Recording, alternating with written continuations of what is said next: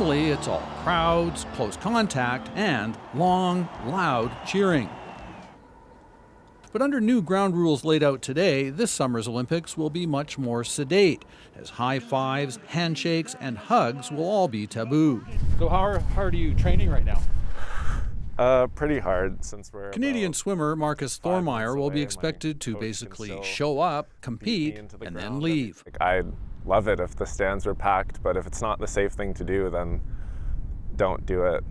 Hygiene, spacing, and mask use will be a must, while bars and restaurants in Tokyo will be a no-go for the first 2 weeks in the country. Each delegation will have a COVID officer monitoring the implementation of these rules. Violations could result in expulsion. Visiting delegations will need to carry proof of a recent negative COVID test and download a tracing app.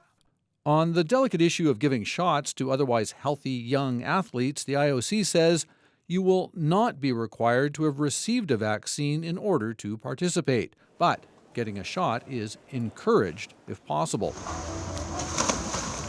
Swimmer Thormeyer remains hopeful there will be a successful launch of the Games after last year's delay, despite worries about the pandemic. Shut out the noise, focus in on training, competing, and just, go there to represent Canada the best we can. It's now also 1 year away from the launch of another Olympics, the Winter Games, with host country China facing not only worries about what the pandemic will look like then, but also calls for a boycott over its record on human rights. Greg Rasmussen, CBC News, Vancouver.